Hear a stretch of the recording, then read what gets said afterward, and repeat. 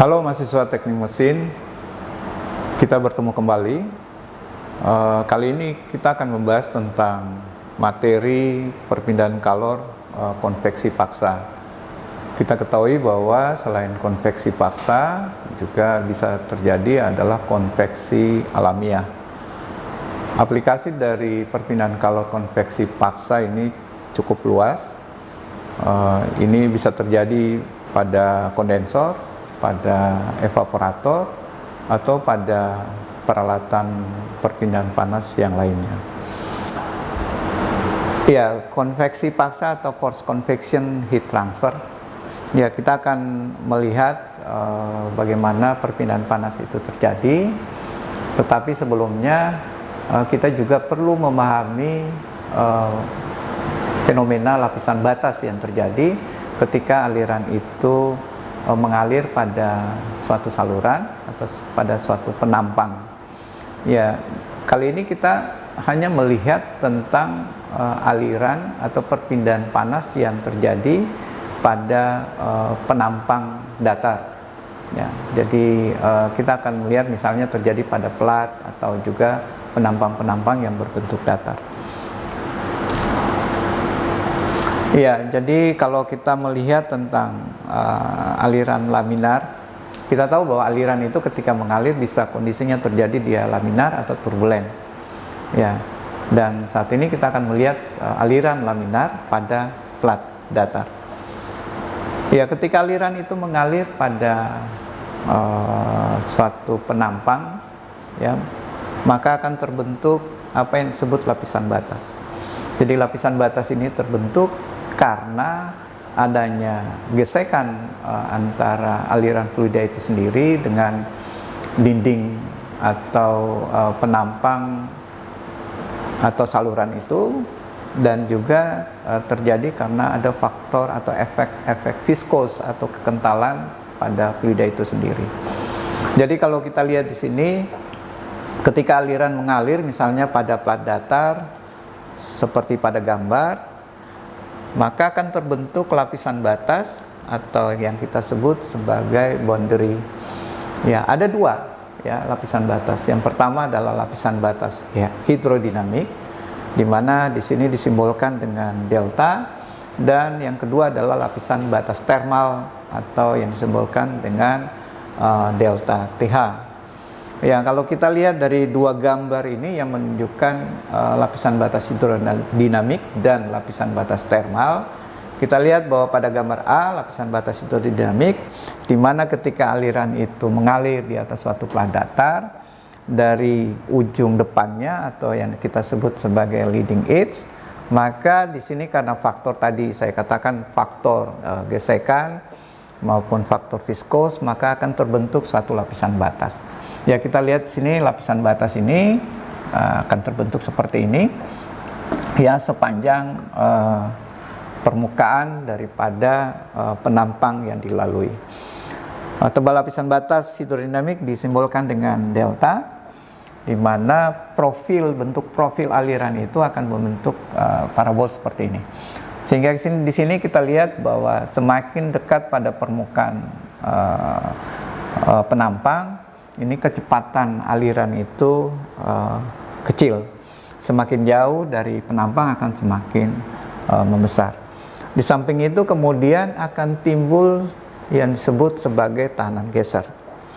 Jadi di sini kita katakan bahwa fluida akan menimbulkan tegangan geser pada batas atau boundary, dan boundary menimbulkan gaya yang sama besar dan berlawanan pada fluida tersebut, yang dimana kita nyatakan dia dengan tau ya, simbol tau ya. Kemudian daripada lapisan batas ini kita lihat ada terbentuk dua daerah. Yang pertama ini lapisan batas yang bagian dalam ini adalah dipengaruhi oleh gaya viskos atau gesekan itu, sedangkan yang di luar lapisan batas itu kita sebut sebagai free stream.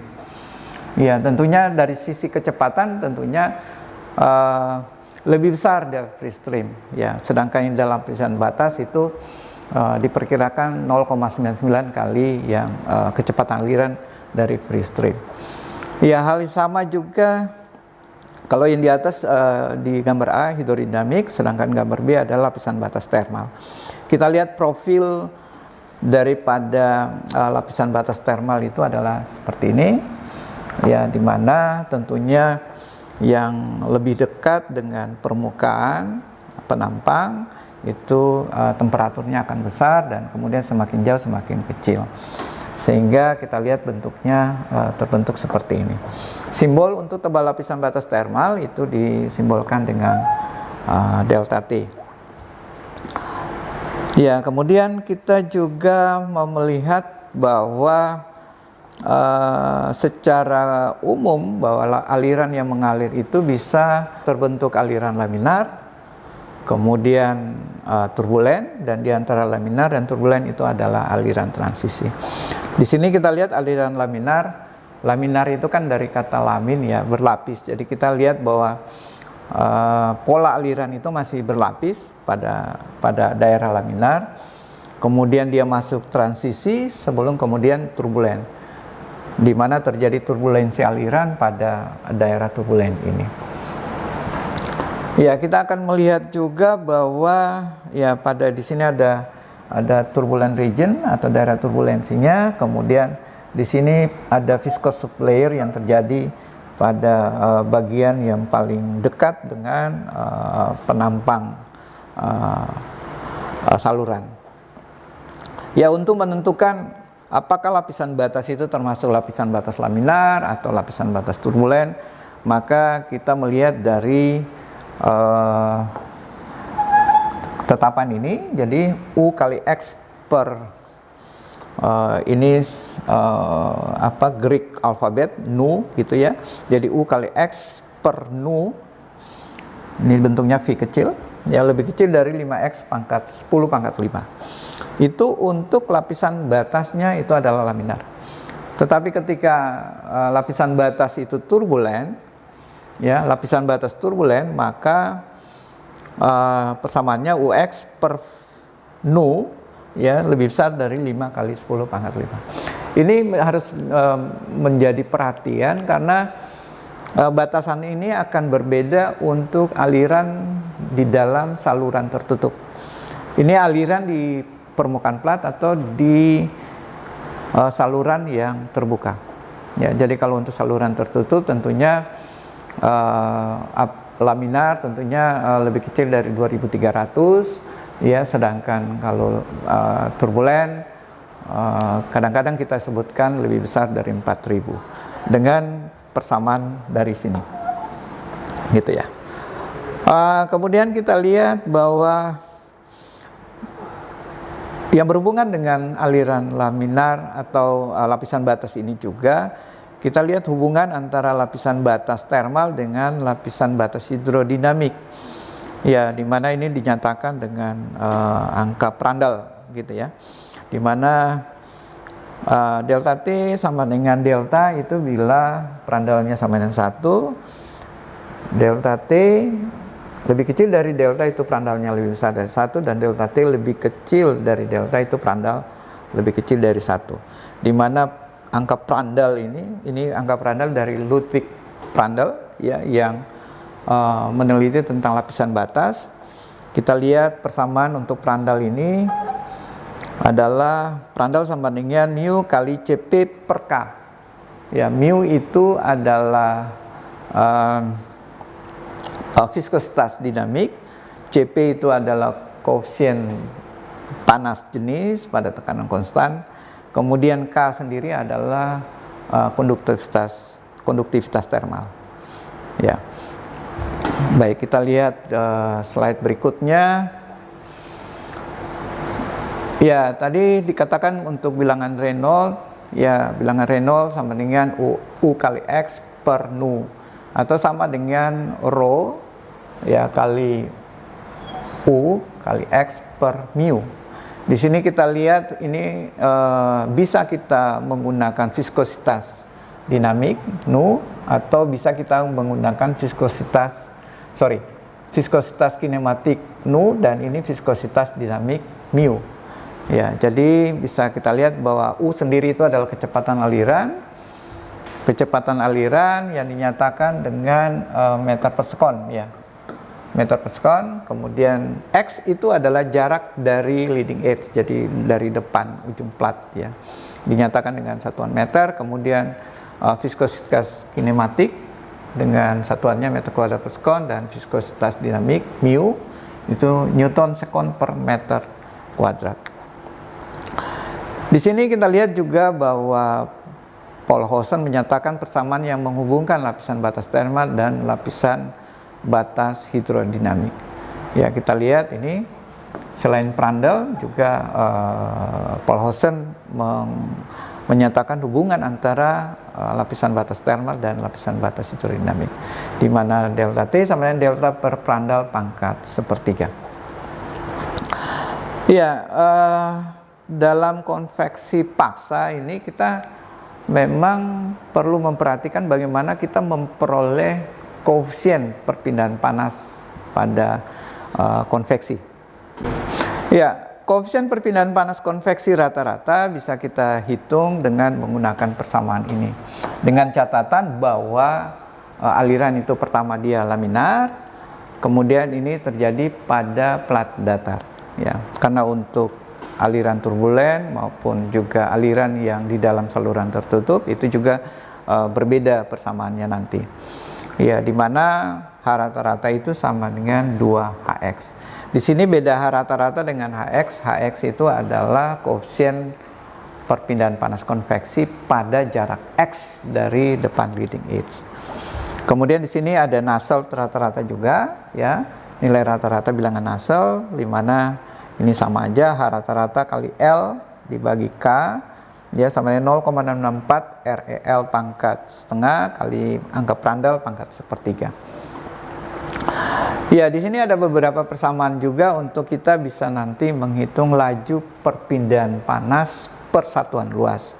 Ya, kemudian ini ada Hx, ya, kemudian Nusselt X. Ya, jadi saya mau katakan bahwa sebelum kita menggunakan persamaan ini memang harus dipastikan apakah itu alirannya laminar, gitu ya. Kalau aliran laminar pada plat datar, maka kita bisa menggunakan persamaan ini untuk mencari H rata-rata atau koefisien perpindahan panas rata-rata dan juga koefisien perpindahan panas lokal, gitu. Pada gambar ini kita bisa melihat variasi lapisan batas, variasi kecepatan yang terjadi yang menyebabkan timbulnya tebal lapisan batas dan juga koefisien heat transfer lokal. Jadi sini ada dua grafik. Grafik yang sebelah atas itu menunjukkan koefisien rata-rata untuk daerah laminar. Ini dia turun, kemudian pada transisi naik, kemudian pada turbulen dia akan juga menurun. Itu untuk koefisien rata-rata. Sedangkan untuk tebal lapisan batas kita bisa lihat dia akan meningkat sejalan dengan dari laminar sampai dengan turbulen. Ya, kita akan melihat contoh soal, ya. Misalnya contoh soal 1 ini adalah udara 200 derajat Celcius dan tekanan atmosfer mengalir di atas plat datar dengan kecepatan 5 meter per sekon. Lebar plat 15 mm dan temperatur plat 120 derajat Celcius. Hitunglah lapisan batas hidrodinamik dan termal, koefisien perpindahan panas lokal pada jarak 0,5 meter dari ujung depan atau leading edge dari plat. Kemudian kita asumsikan juga bahwa aliran hanya terjadi pada satu sisi plat. Ya, jadi yang diketahui adalah kecepatan aliran 5 meter per sekon, kemudian jarak dari leading edge-nya itu X, ya, sama dengan 0,5, kemudian densitas rho sama dengan 0,815 kg per meter pangkat 3, kemudian viskositas dinamik, ya, di sini 24,5 kali 10 pangkat minus 6 newton sekon per meter kuadrat. Kemudian di sini kita lihat Prandtl-nya 0,7 dan K ini 0,0364 watt per meter Kelvin. Ya, di sini kita pertama menentukan apakah aliran itu dia memenuhi laminar. Di sini setelah kita menghitung dengan persamaan Rex Ux kali nu, ya, di mana viskositas kinematik ini sendiri itu sama dengan mu per rho per densitas, maka kita bisa dapatkan bahwa Reynolds number-nya itu adalah 83.163. Artinya ini berada lebih kecil dari ketentuan aliran laminar 5 kali 10 pangkat 5. Jadi dipastikan aliran ini adalah laminar. Kemudian kita menghitung tebal lapisan batas, ya untuk jarak X 0,5 meter, maka tebal lapisan batas yang terjadi kita bisa hitung dari delta sama dengan 5X per akar REX gitu ya. Ya, sama dengan 5 kali 0,5 dibagi 83163, maka kita bisa mendapat nilai demikian, 8,669 mm. Itu untuk tebal lapisan batas hidrodinamik. Untuk tebal lapisan batas termal kita bisa menggunakan hubungan Polhausen tadi.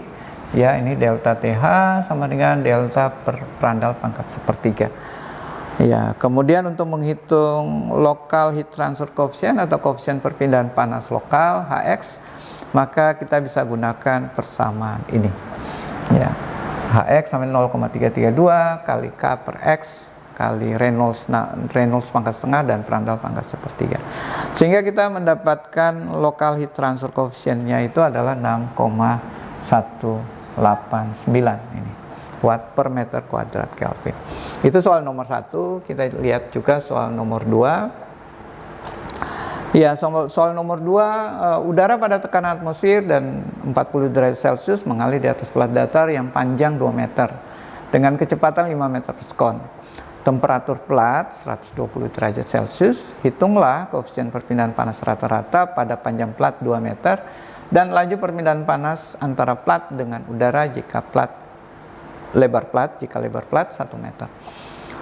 Udara pada tekanan 1 atm dan 80 derajat Celcius mempunyai sifat-sifat yaitu viskositas kinematik 2,107 kali 10 pangkat minus 5 meter kuadrat per sekon, kemudian konduktivitas termal 0,03025 watt per meter Kelvin dan perandal 0,6965. Ya, pertama kita melihat apakah aliran itu betul-betul dia laminar. Kita menghitung dengan persamaan RE sama dengan UL per nu, maka kita dapatkan bahwa aliran itu laminar karena dia berada besarnya itu adalah 4,746 kali 10 pangkat 5, yaitu dia lebih kecil dari 5 kali 10 pangkat 5. Kemudian setelah itu kita menghitung koefisien rata-ratanya, koefisien perpindahan panas rata-rata. Ya, mulai dari menggunakan Nusselt rata-rata, kemudian ini H rata-rata kali L per K, kemudian baru kita menghitung H rata-ratanya. Sehingga kita dapat H rata-rata 6,133. Ya, ini artinya bahwa koefisien rata-rata sepanjang plat, artinya sepanjang 2 meter plat tadi, itu adalah sebesar 6,133 watt per meter pangkat 3 Kelvin. Setelah itu kita menghitung berapa laju perpindahan panasnya yang terjadi.